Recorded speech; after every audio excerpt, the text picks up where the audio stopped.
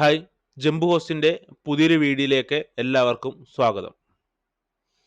നമ്മുടെ കഴിഞ്ഞ ക്ലാസ്സിൽ നമ്മൾ ഡൈനാമിക് റൗട്ടിങ്ങിനെ കുറിച്ച് പറഞ്ഞിരുന്നു. ഡൈനാമിക് റൗട്ടിങ്ങിൻ്റെ കുറച്ച് പ്രോട്ടോക്കോളും കാര്യങ്ങളും അൽഗോരിതവും കാര്യങ്ങളൊക്കെ നമ്മൾ ഡിസ്കസ് ചെയ്തിരുന്നു. അതിനുശേഷം നമ്മളതിൽ റിപ്പിനെ കുറിച്ച് പറഞ്ഞിരുന്നു. റിപ്പിൽ 2 വെർഷൻ ഉണ്ട് എന്നുള്ളതും, റിപ്പ് വെർഷൻ 1ഉം അതേപോലെ തന്നെ റിപ്പ് വെർഷൻ 2 എന്ന് പറയുന്ന 2 വെർഷൻ ഉണ്ട്.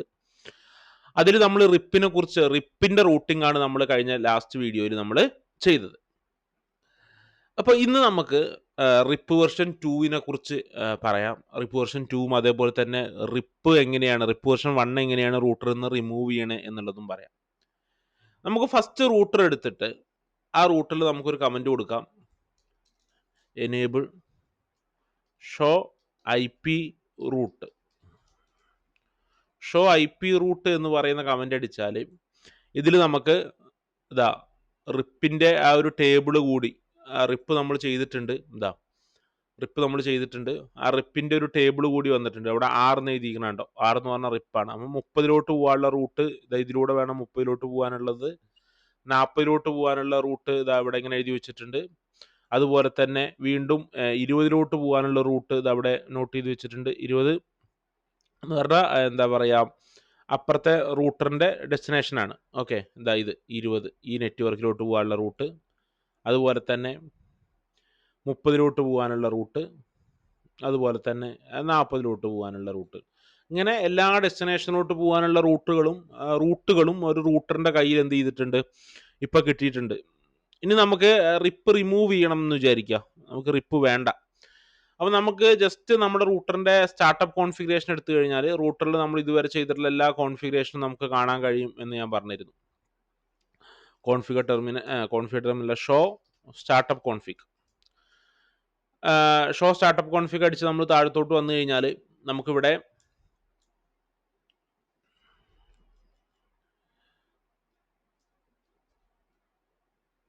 നമുക്ക് റൂട്ടർ ചെയ്തിട്ടുണ്ട്. റൂട്ടർ സ്പേസ് റിപ്പ് നെറ്റ്വർക്ക് എന്ന് പറഞ്ഞിട്ട് ആ റൂട്ടറുമായിട്ട് കണക്ട് ചെയ്തിട്ടുള്ള 3 നെറ്റ്വർക്കിൻ്റെ ഡീറ്റെയിൽസ് നമുക്ക് കൊടുത്തിട്ടുണ്ട്.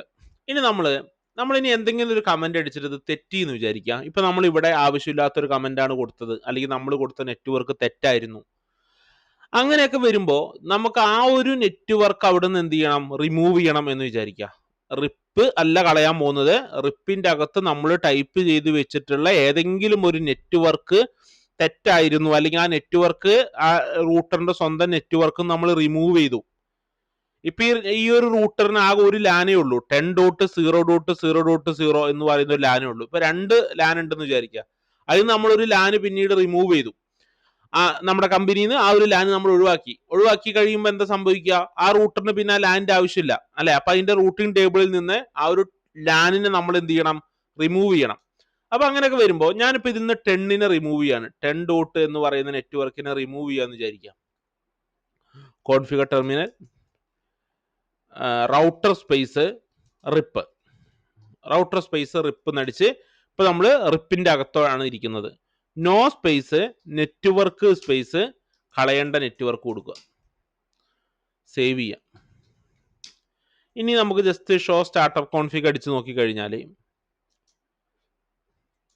ആ റിപ്പിന്റെ അകത്ത് നമ്മൾ ഒഴിവാക്കിയിട്ടുള്ള ടേബിൾ ഇപ്പോൾ അവിടെ കാണാനില്ല. ഇപ്പൊ നോർമലായിട്ട് ആ 2 നെറ്റ്വർക്കേ ഉള്ളൂ, ഇതും ഈ ഒരു ടേബിള് മിസ്സിംഗ് ആണ്. ഇങ്ങനെ നിങ്ങൾക്ക് ഓരോ സിംഗിൾ ടേബിൾ ആയിട്ട് കളയാനായിട്ട് പറ്റും. ഇനി നിങ്ങൾക്ക് സിംഗിൾ ടേബിൾ അല്ല മൊത്തത്തിലാണ് കളയേണ്ടതെങ്കിൽ നിങ്ങൾ ജസ്റ്റ് കോൺഫിഗർ ടെർമിനലിൽ പോവുക, റൗട്ടർ സ്പേസ്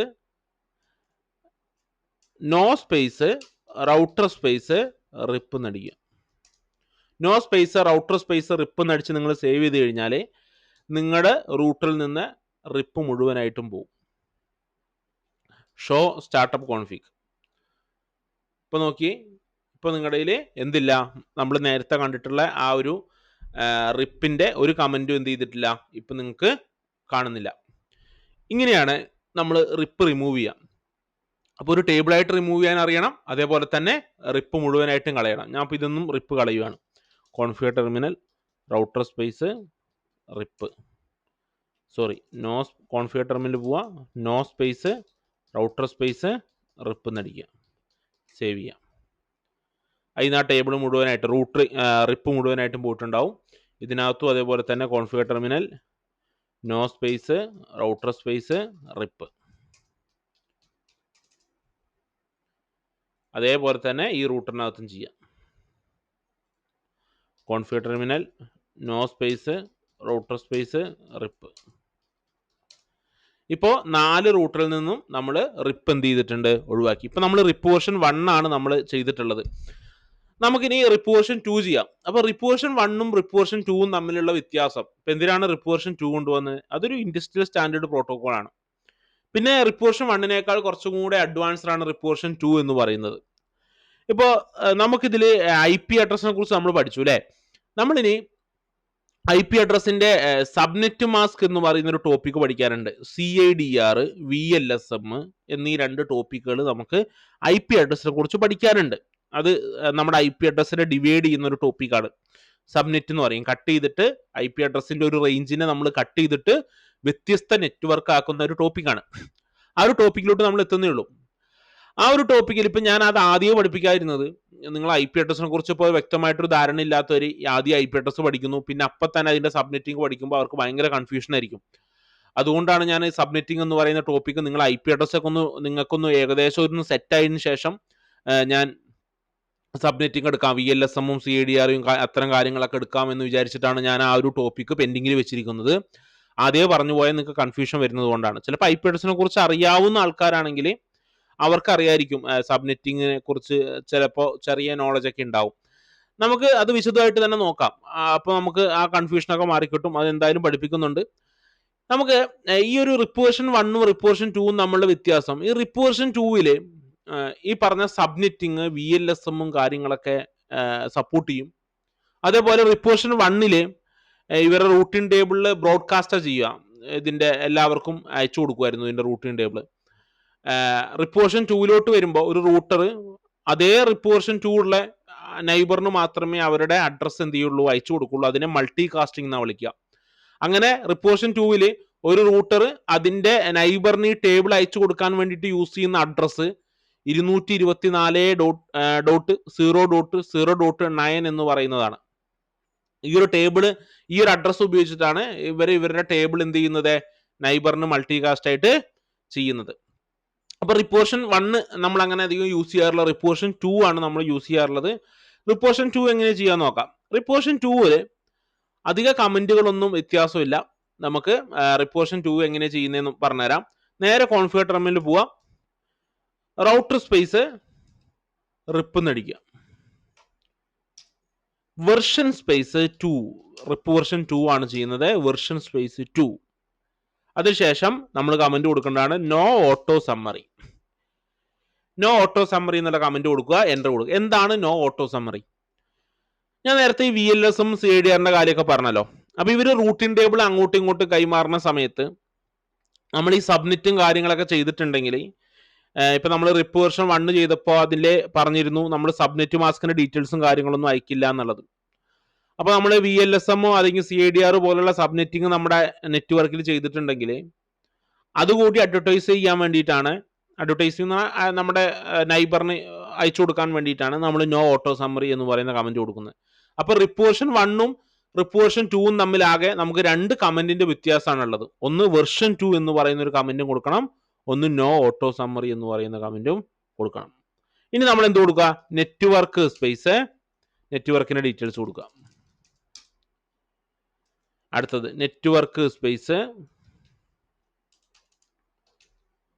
192.168.10.10.0. അടുത്ത നെറ്റ്വർക്ക് 20.0, 20 അല്ല 40.0. അതിൻ്റെ 3 നെറ്റ്വർക്ക് കൊടുത്തു, സേവ് ചെയ്തു. ഷോ സ്റ്റാർട്ടപ്പ് കോൺഫിഗ് അടിച്ചാൽ നിങ്ങൾക്ക് ആ ടേബിൾ അവിടെ കാണാനായിട്ട് പറ്റും. ഇതാ നിങ്ങൾക്ക് ആ ടേബിൾ അവിടെ കാണാനായിട്ട് പറ്റും. ഇനി നമുക്ക് ഇതിൽ നോക്കാം. ഇതിൽ കോൺഫിഗർ ടെർമിനലിൽ പോയി റൗട്ടർ സ്പേസ് റിപ്പ് എന്നടിച്ചു, വെർഷൻ സ്പേസ് 2 എന്ന് കൊടുത്തു. ഞാൻ അപ്പോൾ ഇവിടെ നോ ഓട്ടോ സമ്മറി എന്നുള്ള കമന്റ് ഫസ്റ്റ് കൊടുക്കുന്നില്ല, ലാസ്റ്റ് കൊടുക്കുന്നുള്ളൂ. എന്നാലും കുഴപ്പമില്ല. ഇപ്പം നെറ്റ്വർക്ക് സ്പേസ് 20 അടുത്തത് നെറ്റ്വർക്ക് സ്പേസ് 192.168.10.0. അടുത്തത് network space 192.168.20.0. No auto summary കൊടുത്തു. Show startup config. Show startup config അടിച്ചാൽ താഴത്തോട്ട് വന്നാൽ നിങ്ങൾ അടിച്ചിട്ടുള്ള ആ ടേബിൾ നിങ്ങൾക്ക് കാണാൻ പറ്റും. ഇനി നമുക്ക് മൂന്നാമത്തെ റൂട്ടറിൽ ചെയ്യാം. കോൺഫിഗർ ടെർമിനൽ പോകുന്നു. Router space rip version space 2 no auto summary ഇപ്പോൾ കൊടുക്കുക, അല്ലെങ്കിൽ ടേബിൾ അടിച്ചതിന് ശേഷം കൊടുക്കുക. ഞാനിപ്പോൾ ഇതിന് കൊടുക്കുകയാണ്. എങ്ങനെ വേണമെങ്കിലും കൊടുക്കാം കേട്ടോ, അത് ആ കമൻറ്റിൽ ഉണ്ടായാൽ മതി. 192.168.20.0 network space 192.168.13.0 network space 13.0.0.0 save ചെയ്തു. Show startup config. അപ്പോൾ ആ ടേബിൾ നിങ്ങൾക്ക് കാണാനായിട്ട് പറ്റി. ഇനി നമുക്ക് ഇവിടെ പോയി കോൺഫിഗർ ടെർമിനൽ പോയി router space rip version space 2 network space ഇവിടെ 40.0.0.0 നെറ്റ്വർക്ക് സ്പേസ് 192.168.40.0. ഇനിയിപ്പോൾ ഒരു ടേബിൾ കൂടി ഉണ്ട് 192.168.30.0 ഉണ്ട്. നോ ഓട്ടോ സമ്മറി ഉണ്ട്. അത് ഞാൻ അടിക്കുന്നില്ല, സേവ് ചെയ്തു എന്ന് വിചാരിക്കാം. അപ്പോൾ നമ്മൾ ഷോ സ്റ്റാർട്ടപ്പ് കോൺഫിഗ് അടിച്ചു നോക്കാം. നമുക്ക് ഷോ സ്റ്റാർട്ടപ്പ് കോൺഫിഗ് അടിച്ചു കഴിഞ്ഞാൽ നമ്മളിപ്പോൾ ഒരു ടേബിൾ മിസ്സായി. നോ ഓട്ടോ സമ്മറി എന്ന് പറയുന്ന കമൻറ്റും നമ്മൾ അവിടെ മിസ് ചെയ്തു അല്ലേ. അപ്പോൾ നമുക്കിനിയിപ്പോൾ ആ മിസ്സായ രണ്ട് കമൻറ്റ് അടിക്കണം എന്ന് വിചാരിക്കാം. മിസ്സായ രണ്ട് കമൻറ്റ് അടിക്കണമെങ്കിൽ എന്താ ചെയ്യണ്ടേ? കോൺഫിഗർ ടെർമിനലിൽ പോവുക, റൂട്ടർ സ്പേസ് റിപ്പ് എന്നടിക്കുക, വെർഷൻ സ്പേസ് 2 എന്നടിക്കുക. മിസ്സായ കമൻറ്റ് മാത്രം കൊടുത്താൽ മതി, കാരണം ഓൾറെഡി രണ്ട് ടേബിൾ അവിടെ ഓൾറെഡി ഉണ്ട്. അപ്പോൾ മിസ്സായ ടേബിൾ മാത്രം കൊടുക്കുക, നോ ഓട്ടോ സമ്മറി കൊടുക്കുക, സേവ് ചെയ്യുക. അങ്ങനെ ഒരു കമൻറ്റ് മിസ്സായി നിങ്ങൾ സേവ് ചെയ്ത് കഴിഞ്ഞാൽ നിങ്ങൾ വീണ്ടും അവിടെ പോയിട്ട് അതേ കമൻറ്റ് അതിൻ്റെ ബാലൻസ് കൊടുത്താൽ മതി. ഇനി നമുക്ക് ഷോ സ്റ്റാർട്ടപ്പ് കോൺഫിഗ് അടിച്ച് നോക്കാം.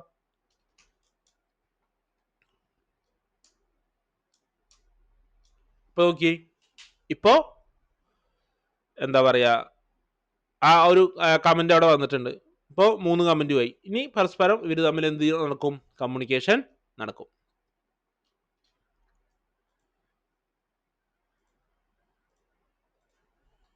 പിങ് സ്പേസ് 20.0.0.1 തൊട്ടടുത്ത ലൈനിലോട്ട് കമ്മ്യൂണിക്കേഷൻ നടക്കുന്നുണ്ടോ നോക്കാം.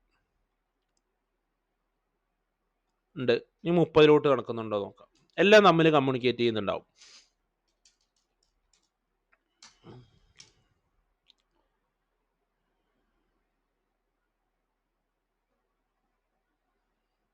ഇങ്ങനെയാണ് റിപ്പ് വെർഷൻ 2 നമ്മൾ ചെയ്യുന്നത്. ഇവർ എല്ലാ 30 സെക്കൻഡ് ഇടവിട്ടിട്ട് ഇവർ എന്ത് ചെയ്യുന്നുണ്ട്? ഇവരുടെ ടേബിള് കൈമാറുന്നുണ്ട് നൈബറിന്. അറിഞ്ഞു വെക്കേണ്ടത് റിപ്പ് വെർഷൻ 1 ഉണ്ട്, റിപ്പ് വെർഷൻ 2 ഉണ്ട്. റിപ്പ് വെർഷൻ 1 ടേബിൾ ബ്രോഡ്കാസ്റ്റോടെ അയക്കുന്നു, റിപ്പ് വെർഷൻ 2 മൾട്ടികാസ്റ്റ് ചെയ്ത് അയക്കുന്നു. മൾട്ടികാസ്റ്റ് ചെയ്യാനുള്ള അഡ്രസ്സ് 224.009 എന്ന് പറയുന്ന അഡ്രസ്സ് ഉപയോഗിച്ചിട്ടാണ് മൾട്ടികാസ്റ്റ് ചെയ്യുന്നത്. എല്ലാ 30 സെക്കൻഡിലും ഇവരുടെ ടേബിൾ എന്ത് ചെയ്യുന്നുണ്ട്? അപ്ഡേറ്റ് ചെയ്യുന്നുണ്ട്.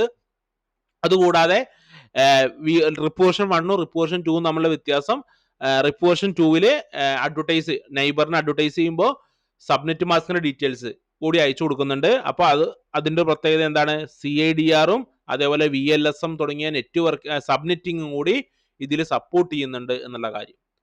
അപ്പോൾ ഇങ്ങനെയാണ് റിപ്പ് വെർഷൻ 1ഉം റിപ്പ് വെർഷൻ 2ഉം നമ്മൾ ചെയ്യുന്നത്. റിമൂവ് ചെയ്യാൻ എന്താ ചെയ്യേണ്ടത്? റിപ്പ് വെർഷൻ 2 റിമൂവ് ചെയ്യാൻ നമ്മൾ നേരത്തെ ചെയ്തപോലെ നമുക്ക് ടേബിൾ ആയിട്ട് കളയാൻ വേണമെങ്കിൽ കോൺഫിഗർ ടെർമിനലിൽ പോവുക, റൗട്ടർ സ്പേസ് റിപ്പ് എന്നടിക്കുക, network space no space network space 192.168.10.0 save ചെയ്തു. Show startup config. ഇപ്പോൾ ആ ഒരു നെറ്റ്വർക്ക് പോയി.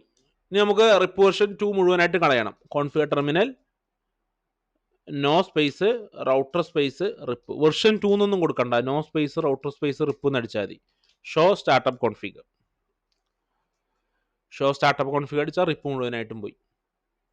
ഇങ്ങനെയാണ് നമ്മൾ റിപ്പ് വെർഷൻ 2 എന്ത് ചെയ്യുന്നത്? റിമൂവ് ചെയ്യുന്നത്. ഇപ്പോൾ എല്ലാ റൂട്ടറിനും നമുക്ക് റിപ്പ് വെർഷൻ 2 റിമൂവ് ചെയ്യാം. Configure terminal no space router space RIP save ചെയ്തു.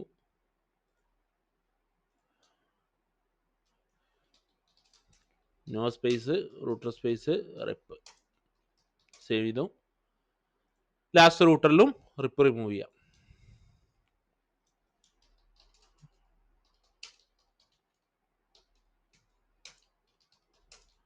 ഇപ്പോൾ എല്ലാ റൂട്ടറിനും എന്തായി, റിപ്പ് റിമൂവ് ചെയ്യും.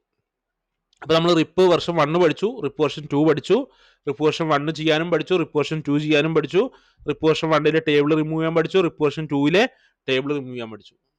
ഇനി നമുക്ക് IGPയിൽ ഡിസ്റ്റൻസ് വെക്ടറിലുള്ള ഒരു റൂട്ടിംഗ് കൂടി ഉണ്ട്, EIGRP ഉണ്ട്. EIGRP നമുക്ക് അടുത്ത ക്ലാസ്സിൽ എങ്ങനെയാണ് EIGRP റൂട്ടിംഗ് കാര്യങ്ങളൊക്കെ ചെയ്യുന്നത് എന്നുള്ളത് നോക്കാം. അപ്പോൾ ഈ ഒരു വീഡിയോ നിങ്ങൾക്ക് കറക്റ്റ് ആയിട്ട് മനസ്സിലായിട്ടുണ്ടെന്ന് വിചാരിക്കുന്നു. നിങ്ങൾക്ക് ഇതിൽ എന്തെങ്കിലും ഡൗട്ടും കാര്യങ്ങളൊക്കെ ഉണ്ടെന്നുണ്ടെങ്കിൽ നിങ്ങൾ കമന്റ് ബോക്സിൽ രേഖപ്പെടുത്തുക.